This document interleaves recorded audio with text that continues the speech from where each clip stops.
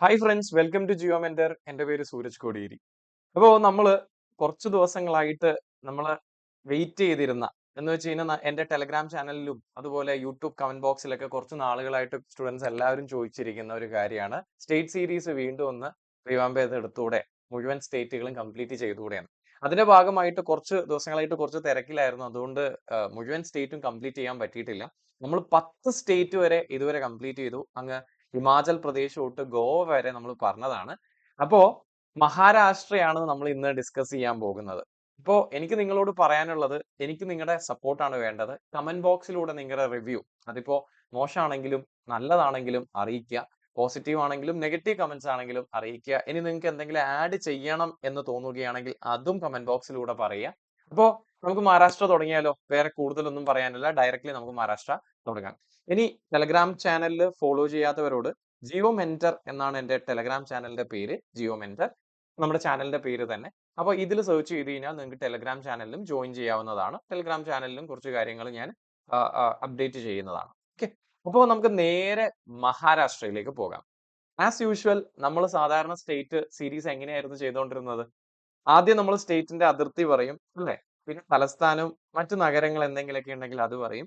അതിനുശേഷം നമ്മൾ നദികൾ, തടാകങ്ങൾ, പർവ്വതങ്ങൾ, സംരക്ഷിത വനം, ഇനി സ്പെഷ്യൽ ആയിട്ട് നമ്മൾ ചുരങ്ങളോ തുറമുഖങ്ങളോ വിമാനത്താവളങ്ങളോ, ഇനി അല്ലാതെ മാപ്പിലല്ലാത്ത കലാരൂപങ്ങളോ മറ്റോ എന്തെങ്കിലുമൊക്കെ കാണുവാണെങ്കിൽ അതും നമ്മൾ ഡിസ്കസ് ചെയ്യും. ഓക്കെ, അപ്പൊ അതായത് ഒരു സ്റ്റേറ്റിൽ നമ്മൾ മാപ്പിൽ കാണുന്ന കുറച്ച് കാര്യങ്ങളും അല്ലാത്ത കുറച്ച് എക്സ്ട്രാ കാര്യങ്ങളുമാണ് നമ്മൾ ബേസിക്കലി ഇതിൽ നിന്ന് പറയുന്നത്. മിനിമം ഇൻഫർമേഷൻ ആണ് ആക്ച്വലി ഞാൻ വരാൻ ഉദ്ദേശിക്കുന്നത്. കാരണം നമ്മൾ മിനിമം ഇൻഫർമേഷൻ ആണ് എപ്പോഴും പഠിക്കേണ്ടത്. ഡീറ്റെയിൽ ആയിട്ട് ഇൻഡെപ്ത് ആയിട്ട് നമ്മൾ ഒരുപാട് കാര്യങ്ങൾ പഠിച്ചിട്ട് വലിയ കാര്യമില്ല.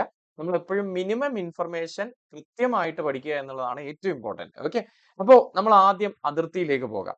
സി, മഹാരാഷ്ട്ര, നമ്മൾ ഇന്ത്യയുടെ സ്റ്റേറ്റ് എടുക്കുവാണെങ്കിൽ നമുക്ക് മഹാരാഷ്ട്ര ദേ ഇവിടെയായിട്ട് കാണാൻ പറ്റും, അല്ലെ? മഹാരാഷ്ട്ര എന്ന് പറയുമ്പോൾ ഏതൊക്കെ സംസ്ഥാനങ്ങളാണ് മഹാരാഷ്ട്രയായിട്ട് അതിർത്തി പങ്കിടുന്നതെന്ന് ചോദിച്ചു കഴിഞ്ഞാൽ, ഇതേ തൊട്ട് മുകളിൽ നമുക്ക് ആരുണ്ട്? ഗുജറാത്ത് ഉണ്ട്. തൊട്ട് മുകളിലായിട്ട് നമുക്ക് ഗുജറാത്ത് കാണാൻ പറ്റും. ഗുജറാത്തുമായിട്ട് നമുക്ക് മഹാരാഷ്ട്രയ്ക്ക് അതിർത്തിയുണ്ട്. അതിന് തൊട്ട് മുകളിലായിട്ട് മധ്യപ്രദേശ് ഉണ്ട്. സോ വടക്ക് ഭാഗം ഗുജറാത്തും മധ്യപ്രദേശും ഉണ്ട്. ഇതല്ലാതെ തെക്ക് ഭാഗത്ത് മഹാരാഷ്ട്രയായിട്ട് ഇവിടെ ബോർഡർ ചെയ്യാൻ നമ്മുടെ ഗോവയുണ്ട്. ഓക്കെ, ഗോവ, ഗോവ മറക്കരുത്, ഗോവ ഇവിടെ ഉണ്ട്. ഇനി ഇതല്ലാതെ കർണാടകയുണ്ട്. ആൻഡ് ഇവിടെ നമുക്ക് തെലങ്കാനയുണ്ട്. മഹാരാഷ്ട്രയുടെ ഏറ്റവും ഈസ്റ്റ് കിഴക്ക് ഭാഗത്തായിട്ട് നിങ്ങൾക്ക് അവരെ കാണാം, ഛത്തീസ്ഗഡും കാണാം. സോ വടക്ക് ഭാഗം Gujarat, Madhya Pradesh, Chhattisgarh, Telangana, Karnataka. Okay, so and Goa. So ഇത്രയും സ്റ്റേറ്റ്സുകളുമായിട്ടാണ് നമുക്ക് മഹാരാഷ്ട്രയ്ക്ക് ബോർഡർ ഉള്ളത്. അപ്പൊ ഞാൻ ഇവിടെ എഴുതുന്നുണ്ട്, ഗുജറാത്തുമായിട്ട് ബോർഡർ ഉണ്ട്, ആൻഡ് മധ്യപ്രദേശുമായിട്ട് ബോർഡർ ഉണ്ട്, and third one is Chhattisgarh, and the fourth one is Telangana, and fifth Karnataka, and sixth Goa. ഇത്രയും സ്റ്റേറ്റുകളുമായിട്ട് ബോർഡർ ഉള്ളതായിട്ട് നമുക്ക് കാണാൻ പറ്റും നമ്മുടെ മഹാരാഷ്ട്രയ്ക്ക്. അപ്പോൾ ഈ കാര്യം മറക്കരുത്. ഇനി നമ്മൾ അടുത്ത ഏരിയയിലേക്ക് പോകാം. ഇതല്ലാതെ വേറെ ഏതെങ്കിലും ആയിട്ട് ബോർഡർ ഉണ്ടോ എന്ന് ചോദിച്ചു കഴിഞ്ഞാൽ, ഒരു കാര്യം കൂടി എനിക്ക് ഇവിടെ പറയാനുണ്ട്.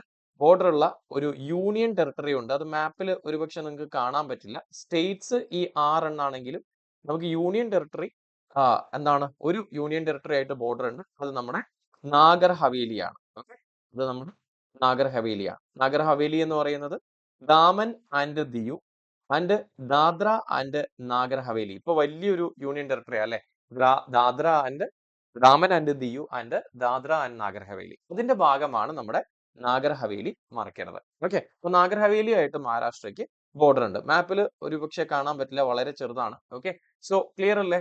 ഡൗട്ട്സ് ഒന്നും ഇല്ലല്ലോ. നമ്മൾ ബോർഡറും പറഞ്ഞു. പിന്നെ മഹാരാഷ്ട്രയിൽ നമ്മൾ തുടങ്ങുന്നതിന് മുമ്പായിട്ട് ഒരു കാര്യം കൂടി ഞാൻ മെൻഷൻ ചെയ്യട്ടെ. 1960 മെയ് 1-നാണ്, മെയ് 1-നാണ് നമ്മുടെ മഹാരാഷ്ട്ര എന്ന സംസ്ഥാനം രൂപം കൊണ്ടത്. 1960s മെയ് 1-നാണ്, ഈ ഒരു ഡേറ്റിനാണ് നമ്മുടെ മഹാരാഷ്ട്ര സ്റ്റേറ്റ് രൂപം കൊണ്ടത്. അപ്പൊ ഇത്രയും കാര്യങ്ങൾ നമ്മൾ പറഞ്ഞു. അപ്പൊ അതിർത്തികൾ നമ്മൾ കംപ്ലീറ്റ് ചെയ്തു. നമ്മൾ എങ്ങോട്ടാ പോകുന്നത്? തലസ്ഥാനം അല്ലെങ്കിൽ നഗരം, അല്ലെ? സോ തലസ്ഥാനം നമുക്ക് എല്ലാവർക്കും അറിയാം, മുംബൈ ഇസ് ദ ക്യാപിറ്റൽ, അല്ലെ? മഹാരാഷ്ട്രയുടെ ക്യാപിറ്റൽ തലസ്ഥാനം, ഒരു ഡൗട്ടും വേണ്ട, നമ്മുടെ മുംബൈ ആണ്. Okay? ഇനി മറ്റു നഗരങ്ങൾ ഏതൊക്കെയാണെന്ന് ഈ മാപ്പിൽ നിങ്ങൾക്ക് ഇതാ ഇങ്ങനെ ഞാൻ ഒരു ബോക്സിൽ, ഒരു റെഡ് ബോക്സിലായിട്ട് കൊടുത്തിട്ടുണ്ട്. മുംബൈ അല്ലാതെ നമുക്ക് ഇതാ പൂനെ ഉണ്ട്, അതുപോലെ താനെ ഉണ്ട്. പൂനെയും താനെയും മുംബൈയുടെ കുറച്ച് എന്താണ് വടക്ക് ഭാഗത്തായിട്ട് നമുക്ക് താനെ കാണാൻ പറ്റും. ഇനി മുംബൈയുടെ കുറച്ചുകൂടി ഈസ്റ്റ് സൈഡിലായിട്ട് സൗത്ത് ഈസ്റ്റ് ആയിട്ട് നമുക്ക് പൂനെ കാണാൻ പറ്റും. ഇനി ഇതല്ലാതെ കുറച്ചുകൂടി വടക്ക് ഭാഗത്ത് അങ്ങ് ഗുജറാത്തിന്റെയൊക്കെ അടുത്തായിട്ട് നാസിക് കാണാൻ പറ്റും. മഹാരാഷ്ട്രയിലെ വളരെ ഇമ്പോർട്ടന്റ് ആയിട്ടുള്ള ഒരു സിറ്റിയാണ് നാസിക്. ഇനി ഔറംഗാബാദും നമ്മുടെ മഹാരാഷ്ട്രയിലാണ്, മറക്കരുത്. ഓക്കെ. ഇനി ഏറ്റവും ഏറ്റവും ഈസ്റ്റ് ഭാഗത്തായിട്ട് ഒരു ഈസ്റ്റ് അല്ലെങ്കിൽ സെൻട്രൽ ഇന്ത്യയുടെ ഭാഗമായിട്ട് ഇന്ത്യയുടെ മധ്യഭാഗത്തുള്ള ആ ഒരു ഭാഗത്തേക്ക് നമുക്ക് നാഗ്പൂരും കാണാൻ പറ്റും. നാഗ്പൂർ. ഓക്കെ. ഇനി ഏറ്റവും തെക്ക് ഭാഗത്ത് ഗോവയായിട്ടൊക്കെ അതിർത്തി വരുന്ന ആ ഒരു തെക്കൻ മഹാരാഷ്ട്രൻ ഭാഗത്ത് നമുക്ക് കോലാപൂരും കാണാൻ പറ്റും. ഓക്കെ. അപ്പൊ ഏതൊക്കെയാണ്? Mumbai is the capital. തലസ്ഥാന നഗരം മുംബൈ ആണ്. നമുക്കറിയാം ഇന്ത്യയുടെ ഏറ്റവും വലിയ മെഗാ നഗരമാണ്. മുംബൈയെ കുറിച്ചൊക്കെ നമ്മൾ പറയും, വെയിറ്റ് ചെയ്യുക. ഇനി താനെ, പൂനെ രണ്ടും ഇവിടെയാണ്.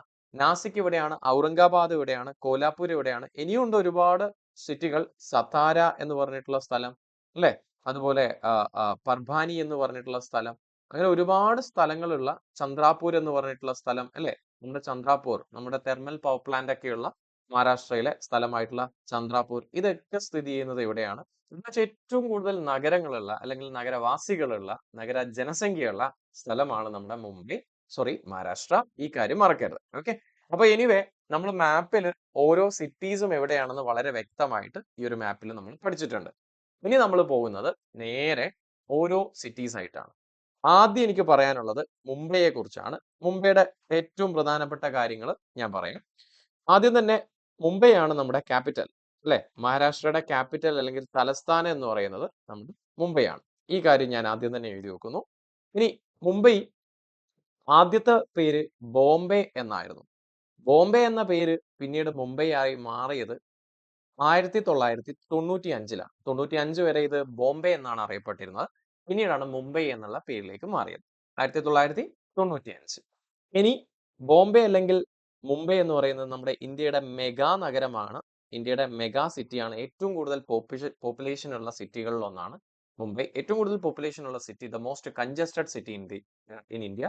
അപ്പോ മറക്കരുത്, ഇതാണ് ഇന്ത്യയുടെ മെഗാ സിറ്റി. ഇനി നഗര ജനസംഖ്യ ഏറ്റവും കൂടുതലുള്ള സിറ്റിയാണ് നമ്മുടെ മുംബൈ. അല്ലെങ്കിൽ ജനസംഖ്യ ഏറ്റവും കൂടുതലുള്ള ഇന്ത്യൻ സിറ്റി ഏതാണ് എന്ന് ചോദിച്ചു കഴിഞ്ഞാൽ മുംബൈ തന്നെ, ഒരു ഡൗട്ടും വേണ്ട. ഓക്കെ. ഇനി ബാക്കിയുള്ള കാര്യങ്ങളിലേക്ക് പോകാം. യെസ്, നമ്മുടെ ഇന്ത്യയുടെ വ്യാവസായിക തലസ്ഥാനമാണിത്. ഇന്ത്യയുടെ വ്യാവസായിക തലസ്ഥാനം. വ്യാവസായിക തലസ്ഥാനം എന്നുകൊണ്ട് ഉദ്ദേശിക്കുന്നത് ഇൻഡസ്ട്രിയൽ ക്യാപിറ്റൽ, അല്ലെ? ഇൻഡസ്ട്രിയൽ ക്യാപിറ്റൽ ആണ് നമ്മുടെ മുംബൈ എന്ന് പറയുന്നത്. ഈ കാര്യം മറക്കരുത്. ഓക്കെ. Industrial capital. ഇനി അടുത്തത് നമ്മുടെ ഇന്ത്യയുടെ സാമ്പത്തിക തലസ്ഥാനം കൂടിയാണ് മുംബൈ. ഇന്ത്യയുടെ സാമ്പത്തിക തലസ്ഥാനം കൂടിയാണ് മുംബൈ. ഈ കാര്യം മറക്കരുത്. എന്ന് വെച്ച് ഇന്ത്യയുടെ ഫിനാൻഷ്യൽ ക്യാപിറ്റൽ. ഇതിങ്ങനെ വിളിക്കാൻ കാരണം എന്താ? എന്തുകൊണ്ടാണ് നമ്മൾ ഇതിനെ ഫിനാൻഷ്യൽ ക്യാപിറ്റൽ? ഇൻഡസ്ട്രിയൽ ക്യാപിറ്റൽ എന്ന് പറയുമ്പോൾ ഒരുപാട് ഇൻഡസ്ട്രീസ് ഉണ്ടാവും, അല്ലെ? ഒബ്വിയസ്ലി മുംബൈയിൽ നമുക്ക് ഒരുപാട് ഇൻഡസ്ട്രീസ് കാണാൻ പറ്റുന്നുണ്ട്. പക്ഷെ എന്തുകൊണ്ടാണ് സാമ്പത്തിക തലസ്ഥാനം അല്ലെങ്കിൽ ഫിനാൻഷ്യൽ ക്യാപിറ്റൽ എന്ന് പറയുന്നത്? തീർച്ചയായും നമ്മുടെ RBI, റിസർവ് ബാങ്ക് ഓഫ് ഇന്ത്യയുടെ ആസ്ഥാനം പോലും മുംബൈ ആണ്. അപ്പൊ സ്വാഭാവികമായിട്ടും അതുകൊണ്ടാണ് ഇതിനെ ഫിനാൻഷ്യൽ ക്യാപിറ്റൽ എന്ന് പറയാനുള്ള കാരണം. ഇനി ഇന്ത്യയിലെ ഏറ്റവും വലിയ തുറമുഖം, അല്ലെ? ഇന്ത്യയിലെ ഏറ്റവും വലിയ എന്താണ് പബ്ലിക് പോർട്ട് അല്ലെങ്കിൽ ഏറ്റവും വലിയ മേജർ പോർട്ട്, പ്രധാന തുറമുഖം എന്ന് പറയുന്നത് മുംബൈ പോർട്ടാണ്. മറക്കരുത്, മുംബൈ പോർട്ടാണ്. ഇത് സ്ഥിതി ചെയ്യുന്നത് നമ്മുടെ മുംബൈയിലാണ്. ഓക്കെ. സോ ഇത്രയും കാര്യങ്ങൾ നമ്മൾ പഠിച്ചിട്ടുണ്ട്. ഈ കാര്യങ്ങൾ ഒന്നും തന്നെ മറക്കരുത്. വളരെ ഇമ്പോർട്ടന്റ് ആയിട്ടുള്ള മുംബൈയിലെ പോയിന്റ്സുകളാണ് ഞാൻ പറഞ്ഞിരിക്കുന്നത്. ഡൗട്ട്സ് ഒന്നും ഇല്ലല്ലോ? ക്ലിയർ അല്ലേ? കാര്യം പിടികിട്ടിയല്ലോ? ഇപ്പോ മുംബൈയെ കുറിച്ച് ഇത്രയും കാര്യങ്ങൾ പറയാനുണ്ട്. ഇത് മാത്രമല്ല, ഇനിയും ഉണ്ട്. വേണമെങ്കിൽ എന്താണ് നമ്മുടെ ബോളിവുഡ് ക്യാപിറ്റൽ എന്ന് പറയുന്നത് മുംബൈ ആണ്. ബോളിവുഡ് ക്യാപിറ്റൽ, അല്ലെ? ബോളിവുഡ് ക്യാപിറ്റൽ എന്ന് പറയുന്നത് മുംബൈ ആണ്. ഈ കാര്യം മറക്കരുത്. ഇനി മുംബൈയുടെ മറ്റു കാര്യങ്ങൾ. ഇനി ഗേറ്റ് വേ ഓഫ് ഇന്ത്യ, അല്ലെ? ഗേറ്റ് വേ ഓഫ് ഇന്ത്യ സ്ഥിതി ചെയ്യുന്നത്, ഗേറ്റ് വേ ഓഫ് ഇന്ത്യ അല്ലെങ്കിൽ ഇന്ത്യയുടെ കവാട എന്നറിയപ്പെടുന്ന ഗേറ്റ് വേ സ്ഥിതി ചെയ്യുന്നത് മുംബൈയിലാണ്. ഈ കാര്യം മറക്കരുത്. ഇനി മുംബൈക്കുള്ള മറ്റു പ്രത്യേകതകൾ, 7 ദ്വീപുകളുടെ നഗരം എന്നാണ് ഇത് അറിയപ്പെടുന്നത്. 7 ദ്വീപുകളുടെ നഗരം എന്നാണ് അറിയപ്പെടുന്നത്. ആൻഡ് അതുപോലെ ഉറക്കമില്ലാത്ത നാട് അല്ലെ? ഉറക്കമില്ലാത്ത നഗരം. ഫുൾ ടൈം ഓൺ ആണ്, വൈബാണ്. അതുകൊണ്ട് തന്നെ ഉറക്കമില്ലാത്ത നഗരം എന്നറിയപ്പെടുന്നത് നമ്മുടെ മുംബൈയാണ്.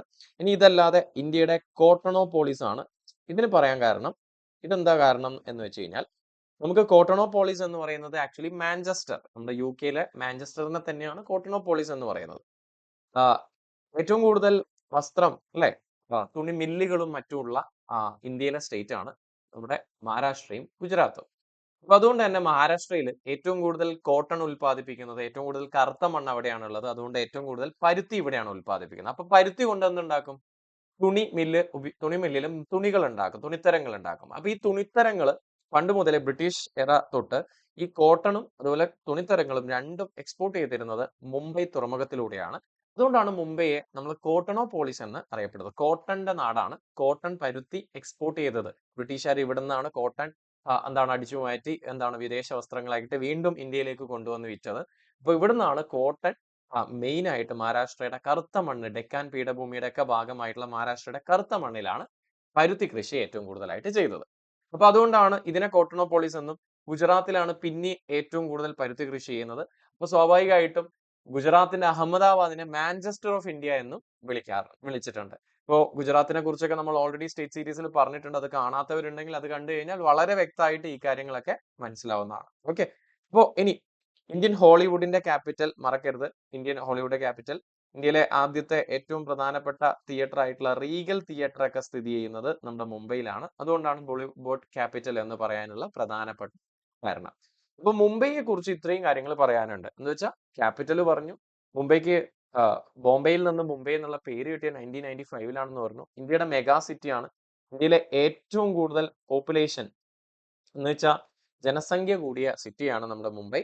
ഇനി നഗര ജനസംഖ്യ ഇവിടെ വളരെ കൂടുതലാണ്. ഇതിപ്പോ ഇങ്ങനെ എഴുതിയില്ലെങ്കിലും കുഴപ്പമില്ല. പോപ്പുലേഷൻ ഏറ്റവും കൂടുതലുള്ള സിറ്റി ഇത് തന്നെയാണ്.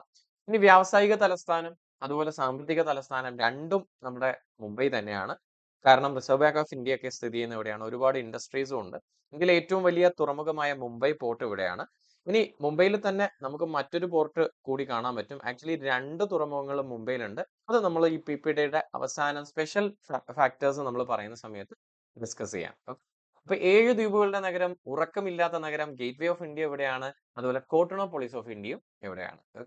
സോ ഇനി നമുക്ക് നേരെ നാസിക്കിലേക്ക് പോകാം. നാസിക്, അതായത് നാസിക് അറിയപ്പെടുന്നത് വൈൻ ക്യാപിറ്റൽ ഓഫ് ഇന്ത്യ എന്നാണ്. നമ്മൾ പറഞ്ഞു നാസിക് മഹാരാഷ്ട്രയിലാണ്. അപ്പോ ഇന്ത്യയുടെ വൈൻ ക്യാപിറ്റൽ അല്ലെങ്കിൽ മഹാരാഷ്ട്രയുടെ വൈൻ ക്യാപിറ്റൽ എന്നാണ് നമ്മൾ നാസിക് അറിയപ്പെടുന്നത്. എന്ന് വെച്ചാൽ മുന്തിരി നഗരം. അപ്പൊ ഒരുപാട് മുന്തിരി ഉൽപ്പാദിപ്പിക്കുന്നത് കൊണ്ട് ഇതിനെ മുന്തിരി നഗരം എന്നാണ് അറിയപ്പെടുന്നത്. ഓക്കെ, ഇനി ഇതല്ലാതെ നാഗ്പൂരിന് മറ്റൊരു പേര് കൂടിയുണ്ട്. നാസിക്കിന് മറ്റൊരു കാര്യം കൂടിയുണ്ട്. ഏറ്റവും ഇമ്പോർട്ടന്റ് ആയിട്ടുള്ള കുംഭമേള നടക്കുന്ന ഒരു സ്ഥലമാണ്. നമുക്കറിയാം, ഇപ്പോ 2025 കുംഭമേള നടന്നുകൊണ്ടിരിക്കുകയാണ് പ്രയാഗ്രാജ് അല്ലെങ്കിൽ അലഹബാദിൽ അല്ലെ, UP-യില്. പക്ഷെ കുംഭമേള ഇവിടെ മാത്രമേ നടക്കുള്ളൂ. കുംഭമേള ഇവിടെ മാത്രമേ നടക്കുള്ളൂ ഇല്ല. കുംഭമേള ഇന്ത്യയിൽ 4 സ്ഥലങ്ങളിലാണ് നടക്കുന്നത്. ഓക്കെ, ഇന്ത്യയിൽ 4 സ്ഥലങ്ങളിലാണ് കുംഭമേള നടക്കുന്നത്. ഒന്ന് തീർച്ചയായും നമ്മുടെ പ്രയാഗ്രാജ്. ഈ വർഷം നടന്നുകൊണ്ടിരിക്കുന്നത് പ്രയാഗ്രാജിലാണ്, എന്ന് വെച്ചാൽ അലഹബാദിലാണ്. ഇനി ഇതല്ലാതെ ഹരിദ്വാറിലും ഇവിടെ നടക്കാറുണ്ട്. പിന്നെയുള്ളത് നാസിക് ആണ്. ഓക്കെ, പിന്നെയുള്ളത് ഉജ്ജയിനാണ്. ഓക്കെ, ഇങ്ങനെ 4 സ്ഥലങ്ങളിൽ നടക്കുന്ന ഒരു ആഘോഷമാണ്. ലോകത്തിലെ ഏറ്റവും കൂടുതൽ മതപരമായിട്ടുള്ള പീസ്ഫുൾ ഗ്യാതറിംഗ്, എന്ന് വെച്ചാൽ മതപരമായിട്ടുള്ള സമാധാനപരമായിട്ടുള്ള ഒത്തുചേരലാണ് കുംഭമേള. വേൾഡ് റെക്കോർഡ് ആണ്.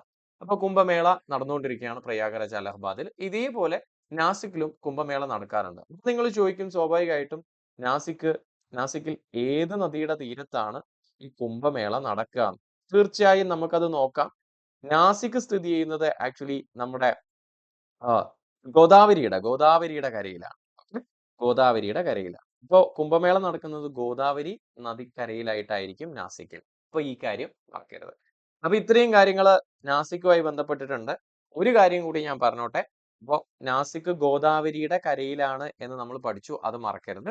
ഇനി നാസിക്കുമായി ബന്ധപ്പെട്ടിട്ടുള്ള ഏറ്റവും ഇമ്പോർട്ടന്റ് ആയിട്ടുള്ള കാര്യം, നാസിക്കിലാണ് നോട്ട് പ്രിന്റിംഗ് പ്രസ് ഉള്ളത്. നമ്മുടെ currency printing press. Okay, currency നോട്ടുകൾ കറൻസി, നോട്ടുകൾ പ്രിന്റ് ചെയ്യുന്ന പ്രസ് ഉള്ളത് നമ്മുടെ നാസിക്കിലാണ്. ഇത്രയും കാര്യങ്ങൾ നമുക്ക് നാസിക്കിൽ പറയാനുണ്ട്. ഓക്കെ, അപ്പൊ നമ്മൾ നാസിക്കും കഴിഞ്ഞു, മുംബൈ കഴിഞ്ഞു, നാസിക് കഴിഞ്ഞു. അടുത്ത സ്ഥലത്തേക്ക് പോകാം, പൂനെ.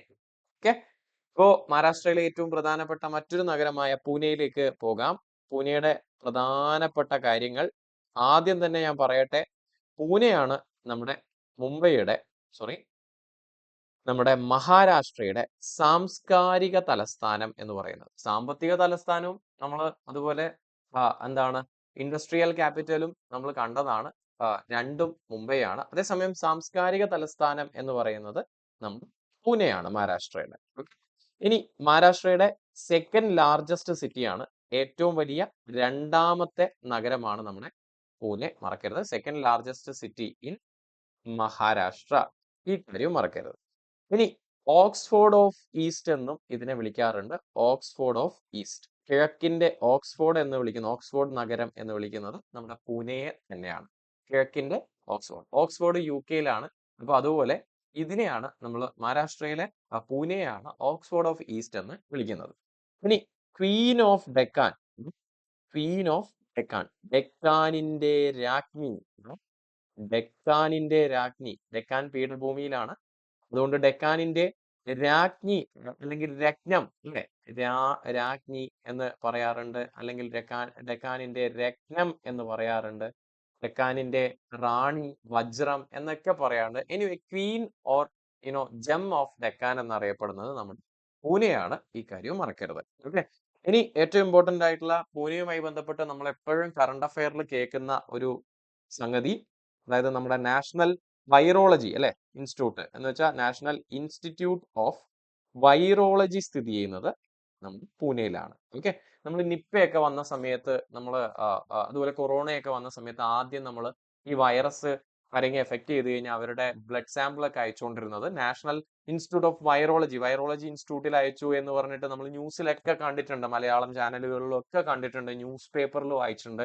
എന്നിട്ട് അതിന്റെ റിസൾട്ട് വരാൻ വേണ്ടി നമ്മൾ എല്ലാവരും വെയിറ്റ് ചെയ്തിട്ടുണ്ട്. അദ്ദേഹത്തിന് നിപ്പ ഉണ്ടോ, നിപ്പ സംശയം എന്നൊക്കെ പറഞ്ഞിട്ട് നമ്മൾ പേരാമ്പ്രയിലൊക്കെയുള്ള ന്യൂസ് കേട്ടിട്ടില്ല. അപ്പൊ ഇവരുടെയൊക്കെ ഈ ബ്ലഡ് സാമ്പിളുകൾ അയച്ചുകൊണ്ടിരുന്നത് നമ്മുടെ നാഷണൽ ഇൻസ്റ്റിറ്റ്യൂട്ട് ഓഫ് വൈറോളജിയിലാണ്. ഇൻസ്റ്റിറ്റ്യൂട്ട് ഓഫ് വൈറോളജിയിലാണ് പൂനെയിലെ. പൂനെയിൽ ഇത്രയും കാര്യങ്ങൾ നമുക്ക് പറയാനുണ്ട്. പൂനെയിൽ എന്തൊക്കെയാ? സാംസ്കാരിക തലസ്ഥാനം, ഏറ്റവും വലിയ രണ്ടാമത്തെ city, east, Oxford of east, queen of Deccan, national institute of virology പൂനെയിലാണ്. ഇനി നമുക്ക് താനെയിലേക്ക് പോകാം. താനെയുമായി ബന്ധപ്പെട്ടിട്ട് കൂടുതൽ കാര്യങ്ങളൊന്നും തന്നെ പറയാനില്ല, അതുകൊണ്ട് താനെ നമുക്ക് വേണമെങ്കിൽ സ്കിപ്പ് ചെയ്യാം. താനെ സ്ഥിതി ചെയ്യുന്നത് മഹാരാഷ്ട്രയാണ്. ഈ ഒരു കാര്യം നിർബന്ധമായും ഓർത്തു വെക്കുക. ഓക്കെ, ഒരു കാര്യം ഞാൻ പറഞ്ഞോട്ടെ. മുംബൈയെയും പൂനെയെയും കണക്ട് ചെയ്യുന്ന ഒരു ചുരമുണ്ട്. മുംബൈയും പൂനെയും തമ്മിൽ കണക്ട് ചെയ്യുന്ന ചുരമാണ് പശ്ചിമഘട്ടത്തിലെ 3 ഗ്യാപ്പുകളിൽ ഒന്ന് നമ്മുടെ മുംബൈയും പൂനെയും കണക്ട് ചെയ്യുന്ന ബോർഗട്ട് ചുരമാണ്. ഓക്കെ, അതുപോലെ നാസിക്കിലും എനിക്കൊന്ന് പറയാനുണ്ട്.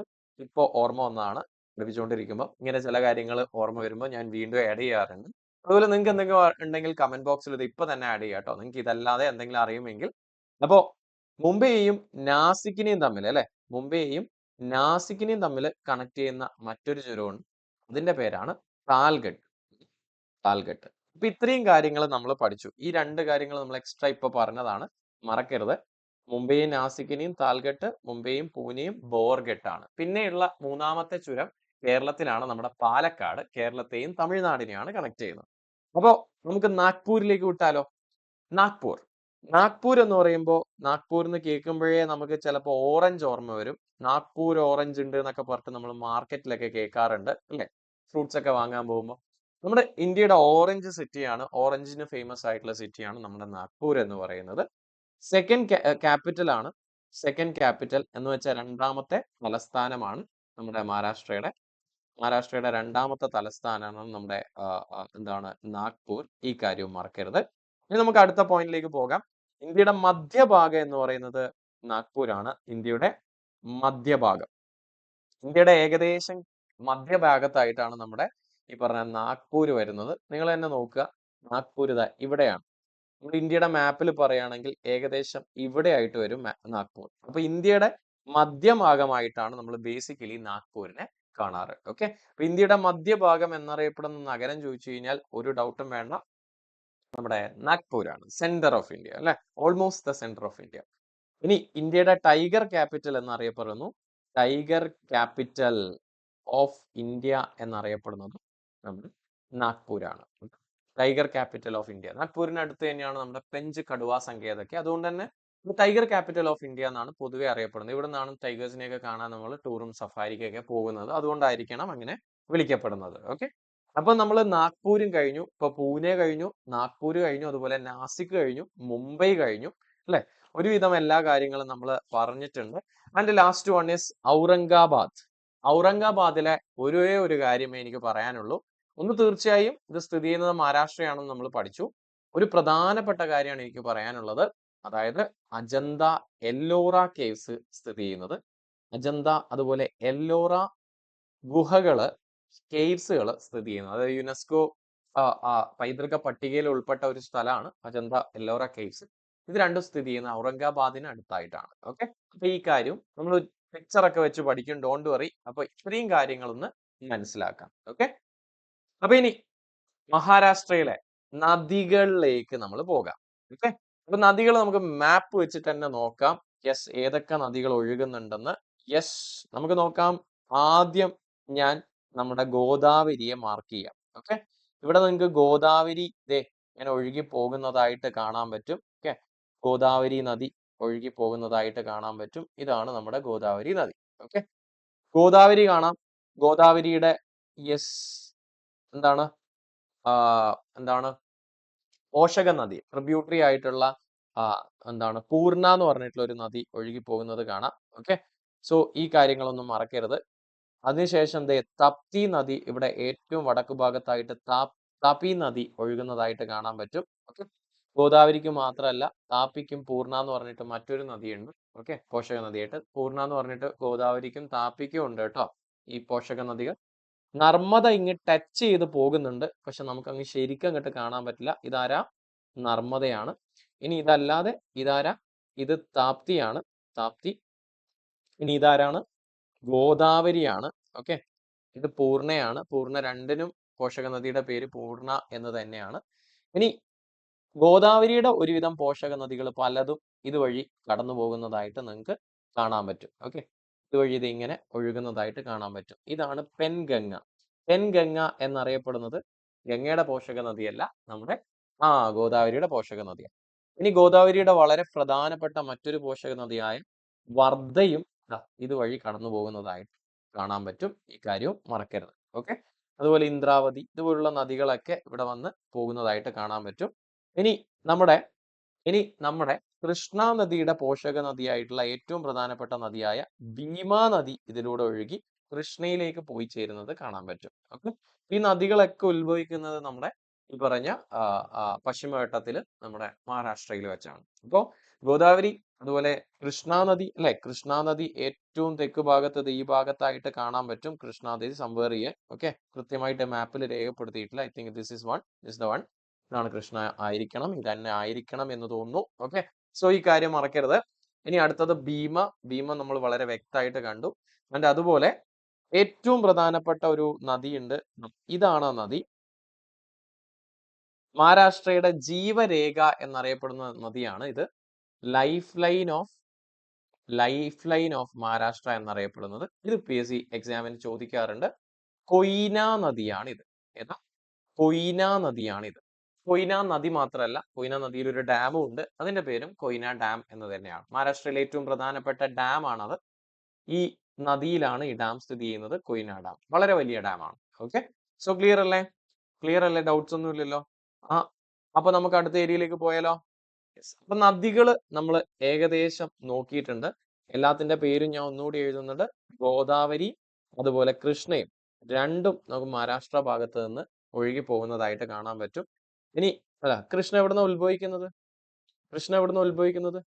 മഹാബലേശ്വർ എന്നാണ് അല്ലെ. ഗോദാവരി ഉത്ഭവിക്കുന്നത് ത്രയംബക് എന്ന് പറഞ്ഞിട്ടുള്ള കുന്നിൽ നിന്നാണ്. ഇത് രണ്ടും എവിടെ ആയിരിക്കണം? മഹാരാഷ്ട്രയിൽ നിന്നായിരിക്കും ഉത്ഭവിക്കുന്നത്. ഓക്കെ, അപ്പൊ സിമ്പിൾ ആയിട്ട് അങ്ങനെ ഓർത്ത് വെച്ചാലും മതി.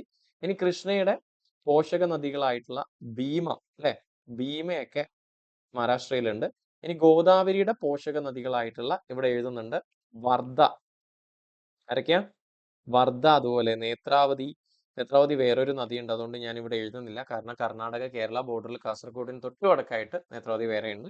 അപ്പൊ എനിവേ വർധ, അതുപോലെ പെൻഗംഗ, അല്ലെ, പെൻഗംഗ, ഇതൊക്കെ ഒഴുകുന്നത് ഇതിലൂടെയാണ്. ഓക്കെ, സോ ക്ലിയർ അല്ലേ? നദികൾ കഴിഞ്ഞു കേട്ടോ. തടാകങ്ങൾ. തടാകങ്ങൾ ഞാൻ ഓൾറെഡി പറഞ്ഞിട്ടുണ്ട്. വലിയൊരു തടാകം ഈ നദി ഉണ്ടാക്കുന്നത് കാണാൻ പറ്റും. ഈ തടാകത്തിന്റെ പേരാണ് കൊയ്ന ഡാം. എന്താണ്? കൊയ്ന ഡാം. കൊയ്ന റിസർവോയർ. ആ ഡാമിന് തൊട്ട് പിന്നിലുള്ള റിസർവോയർ, ആ തടാകത്തിനെ നമ്മൾ കൊയ്ന, ആർട്ടിഫിഷ്യൽ ആയിട്ടുള്ള ആ തടാകത്തിനെ കൊയ്ന തടാകം എന്നാണ് നമ്മൾ വിളിക്കുന്നത്. ഓക്കെ, കൊയ്ന തടാകം. അപ്പൊ നമ്മൾ ഡാമും പഠിച്ചു. ഓക്കെ, ഇനി നമുക്ക് നേരെ എങ്ങോട്ട് പോവാം? പർവ്വതങ്ങളിലേക്ക് പോകാം. പർവ്വതങ്ങൾ തീർച്ചയായും നമുക്കറിയാം. ഇവിടെ ആരുണ്ട്? മുഴുവനായിട്ട് ഇന്ത്യയുടെ, അല്ലെ, മുഴുവനായിട്ടും ഇന്ത്യയുടെ ഗുജറാത്ത് തൊട്ട് കന്യാകുമാരി വരെ, താപ്തി നദീതടം തൊട്ട് കന്യാകുമാരി വരെ പശ്ചിമഘട്ടമുണ്ട്. തീർച്ചയായും പശ്ചിമഘട്ടം ഒരു സൈഡിൽ ഇതെങ്ങനെ കിടക്കുന്നുണ്ട്. ഈ പശ്ചിമഘട്ടത്തിനെ നമ്മുടെ മഹാരാഷ്ട്രക്കാര് വിളിക്കുന്ന പേര് സഹ്യാദ്രി എന്നാണ്.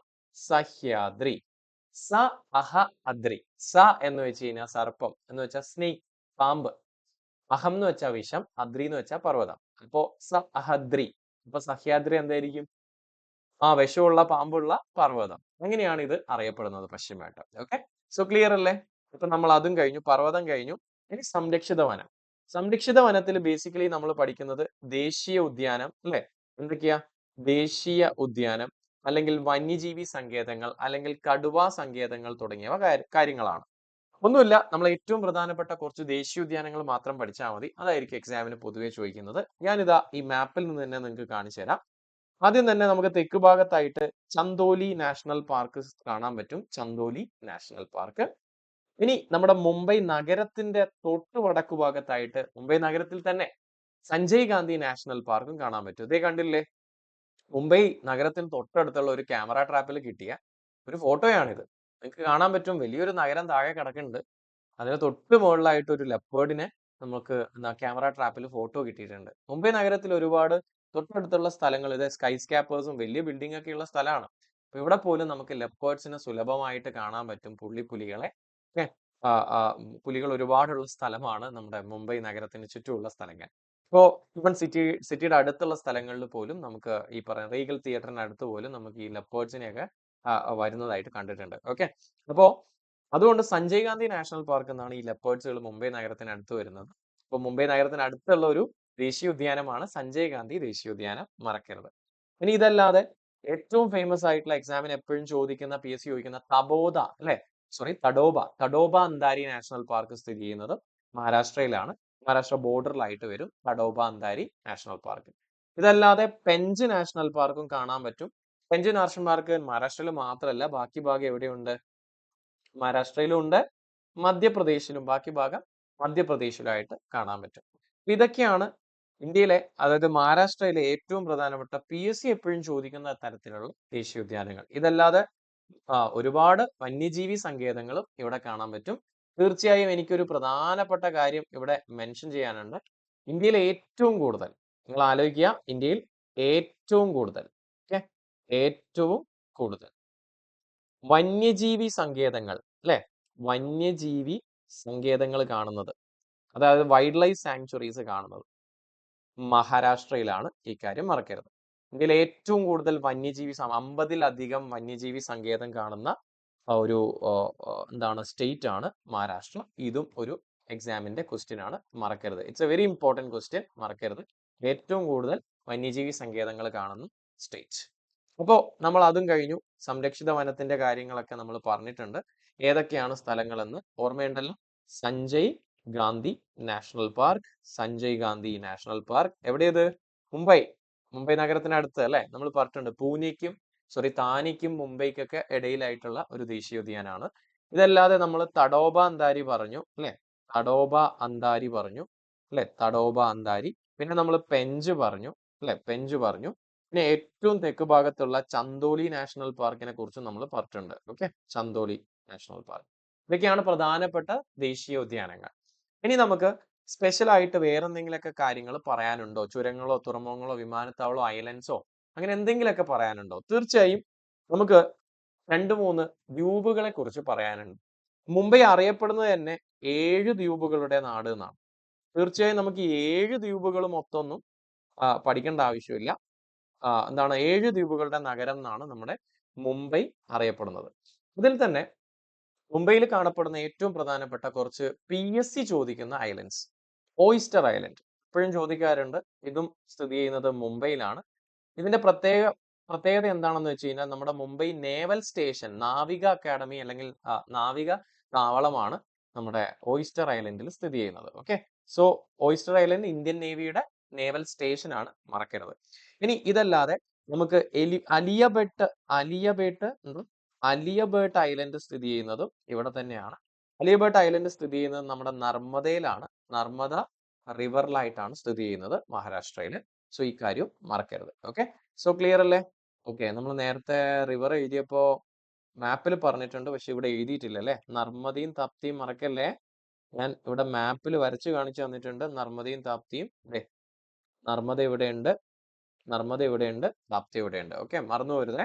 ഓക്കെ, അപ്പോ അടുത്ത ഏരിയയിലേക്ക് നമ്മൾ പോവാണ്. അടുത്ത ഏരിയയിലേക്ക് ഇതല്ലാതെ വേറെ ഏതെങ്കിലും ഐലൻഡ് ഉണ്ടോ? ഐലൻഡ് അല്ല, ഒരു ഐലൻഡിലായിട്ടുള്ള ഒരു ഗുഹകൾ വളരെ ഫേമസ് ആണ്. എലിഫന്റ കേവ്സ്. എലിഫന്റ കേവ്സ് സ്ഥിതി ചെയ്യുന്നത് മുംബൈയിലാണ്, മഹാരാഷ്ട്രയിലായിട്ടാണ് സ്ഥിതി ചെയ്യുന്നത്. ഓക്കെ, സോ ക്ലിയർ അല്ലേ? മുംബൈയിലാണ് നമ്മുടെ എലിഫന്റ കേവ്സും സ്ഥിതി ചെയ്യുന്നത്, മറക്കരുത്. എലിഫന്റ കേവ്സ് അതും ഞാൻ മാപ്പിൽ കാണിക്കുന്നതാണ്. ഓക്കെ, ഡൗട്ട്സ് ഒന്നുമില്ലല്ലോ? അപ്പോ ഇനി വേറെ എന്തെങ്കിലും ചുരങ്ങൾ നമ്മൾ പറഞ്ഞു. ബോർഗട്ടും അതുപോലെ താൽഗട്ടും. പശ്ചിമഘട്ടത്തിലെ 2 പ്രധാന ചുരങ്ങളാണ് ബോർഗട്ടും താൽഗട്ടും. ഇത് രണ്ടും നമ്മൾ പഠിച്ചു. ബോർഗട്ട് പൂനെയെ കണക്ട് ചെയ്യുന്നു, താൽഗട്ട് നാസിക്കിനെ കണക്ട് ചെയ്യുന്നു. നമ്മൾ പഠിച്ചതല്ലേ? ഓക്കെ, ഇനി തുറമുഖങ്ങൾ.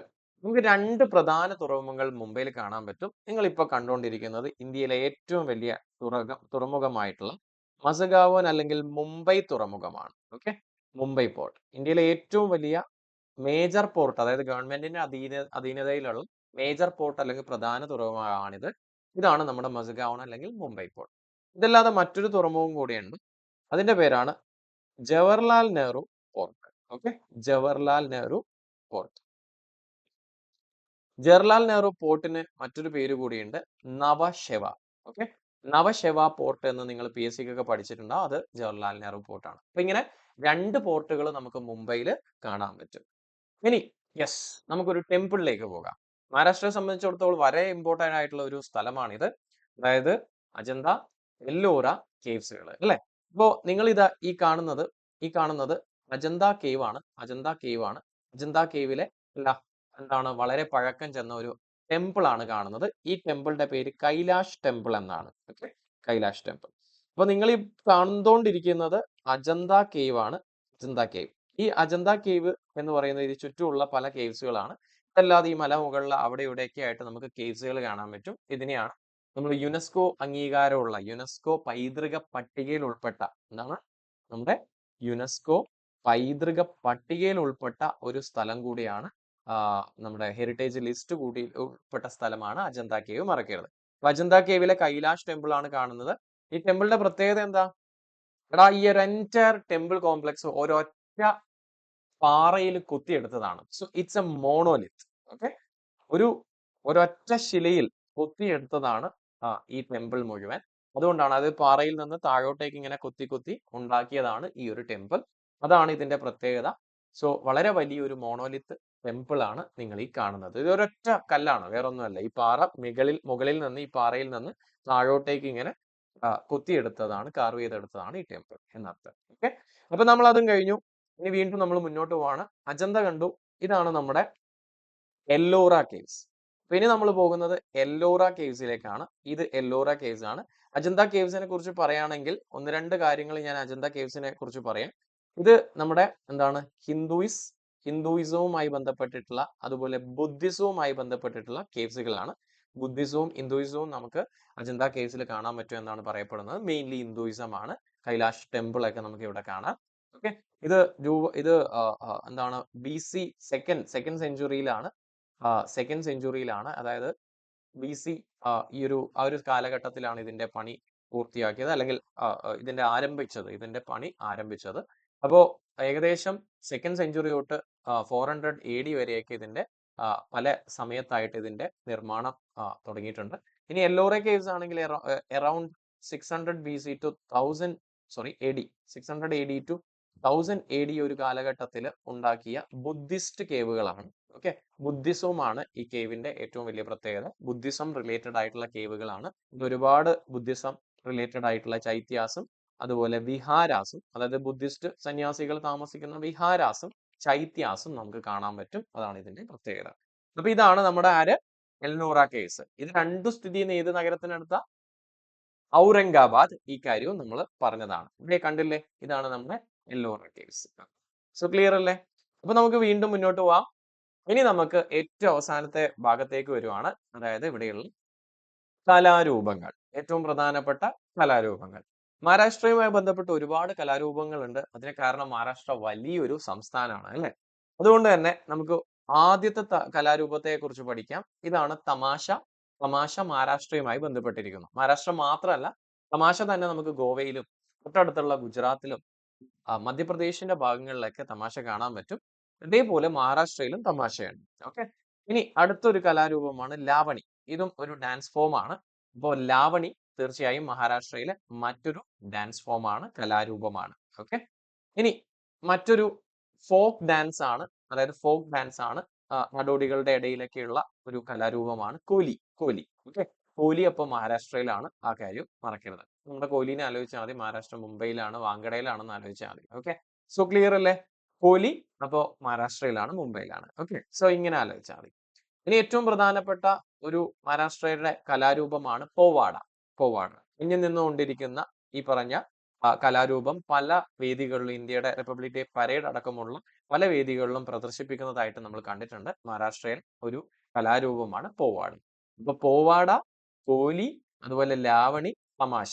ഇപ്പൊ നമ്മൾ ഇങ്ങനെയൊക്കെ എന്തെങ്കിലുമൊക്കെ വെച്ചിട്ട് എന്താണ് ഒരു കഥയൊക്കെ ഉണ്ടാക്കിയിട്ട് ഫോം ചെയ്യാൻ നോക്കുക. കോഹ്ലി എന്താണ് തമാശയ്ക്ക് ലാവണിയെയും കൂട്ടിയിട്ട് എന്താണ് പോവാണ് എന്നല്ലോ നമ്മൾ ആലോചിച്ച് വെച്ചാൽ മതി. ഓക്കെ, അല്ലെ ലാവണി കോഹ്ലിയോട് തമാശയൊക്കെ പറഞ്ഞു പോവാടാന്ന്.